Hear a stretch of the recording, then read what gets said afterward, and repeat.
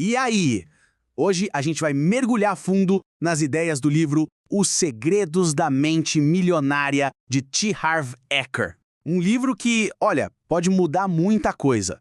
Sabe aquela impressão de que, para algumas pessoas, o sucesso financeiro simplesmente acontece? Parece natural, enquanto para outras é uma batalha sem fim. Muita gente fica procurando um elo perdido, tenta uma estratégia, depois outra, mas parece que nada funciona de verdade. E a grande sacada do livro é justamente essa. O problema não está lá fora, nas ações, nos investimentos. A raiz de tudo está no nosso mundo interno. A mudança de verdade, aquela que dura, tem que começar de dentro para fora. Certo, então vamos desvendar esse tal de elo perdido.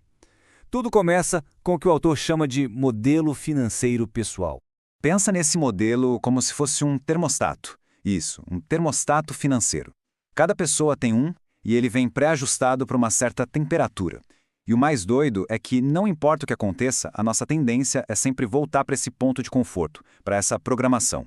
E é por isso que a gente vê tanta história de gente que ganha na loteria e pouco tempo depois está sem nada de novo. O termostato interno estava programado para escassez. Por outro lado, milionários que construíram a própria fortuna, mesmo quando quebram, geralmente se reerguem. Por quê? Porque o termostato deles está ajustado para riqueza.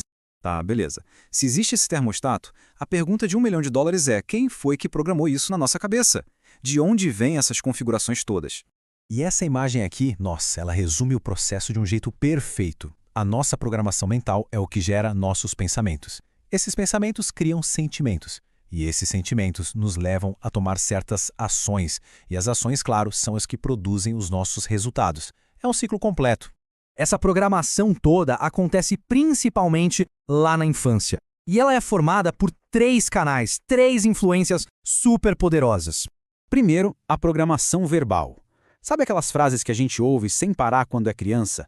Dinheiro não dá em árvore, rico é tudo desonesto. Isso vai entrando no subconsciente e, quando vemos, virou uma verdade absoluta que pode sabotar a gente lá na frente. Depois vem os exemplos, o que a gente via. O jeito que os nossos pais lidavam com o dinheiro vira o nosso modelo padrão. Se eles eram gastadores, a tendência é gastar. Se viviam preocupados com dívidas, essa preocupação pode se tornar nossa também. A gente acaba replicando o padrão muitas vezes sem nem perceber. E por último, os incidentes específicos. Às vezes, um único evento, um momento de forte carga emocional pode criar uma associação poderosa. O livro dá um exemplo forte de uma mulher que, na infância, viu o pai sofrer um ataque cardíaco no meio de uma briga por dinheiro. O que a mente dela registrou? Que dinheiro é igual a dor. Bom, e toda essa bagagem, toda essa programação acaba nos levando para uma bifurcação, uma divisão fundamental de mentalidade. E aqui está a grande virada de chave, a diferença crucial. De um lado, tem a mentalidade de quem assume as rédeas e pensa: eu crio a minha própria vida. Do outro, a mentalidade de quem se sente passageiro e acredita que a vida simplesmente acontece.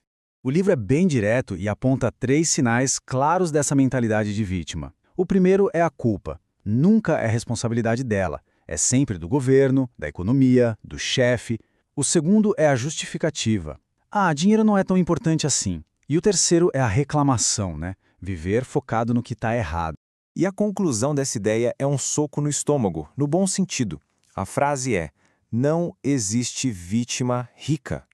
Ou se assume o controle para construir o próprio sucesso, ou se continua no papel de vítima. Não dá para ser os dois ao mesmo tempo. É uma escolha de identidade. E essa diferença toda de mentalidade, como é que ela se reflete na prática, no que o autor chama de o jogo do dinheiro? É bem simples, na verdade. A mentalidade rica joga o jogo do dinheiro para ganhar. O objetivo é criar riqueza, abundância. Já a mentalidade pobre joga para não perder. O objetivo é só ter o suficiente para pagar as contas, para ficar ali, no confortável. E aí tem um ponto fundamental sobre a intenção. Se a meta é só o conforto, dificilmente se chegará à riqueza. Agora, se a meta for a riqueza, o mais provável é que se acabe no mínimo numa situação muito, mas muito confortável. É mirar nas estrelas para, na pior das hipóteses, acertar a lua. Ok, chegamos na parte mais importante. Como é que se faz para mudar essa programação? Como é que a gente reseta esse bendito termostato financeiro? O caminho começa com a consciência, com a gente percebendo quais são esses programas que estão rodando na nossa cabeça. Depois, vem a escolha de conscientemente adotar novas formas de pensar. É como instalar novos arquivos de riqueza no nosso sistema operacional mental. E uma das ferramentas mais poderosas para fazer essa instalação são as declarações. E olha, isso não é só pensamento positivo, não. Uma declaração é mais forte. É uma afirmação formal de uma intenção, um decreto de que algo vai acontecer. Então, quando alguém declara com energia, com convicção, eu tenho uma mente milionária, não é sobre fingir ser algo que não é. É sobre enviar uma mensagem clara para o subconsciente e para o universo, realinhando toda a sua energia para essa nova realidade. Porque, no final das contas, é isso. O único jeito de mudar de forma permanente o nível de sucesso financeiro é resetando o termostato. De nada adianta ter as melhores estratégias e ferramentas externas se a nossa caixa de ferramentas interna, a nossa mente, não estiver preparada para o sucesso. Então, a reflexão que fica é essa. A verdadeira transformação financeira não começa com um novo emprego ou um novo investimento. Ela começa olhando para dentro. A pergunta final é: para qual temperatura o seu termostato financeiro está programado?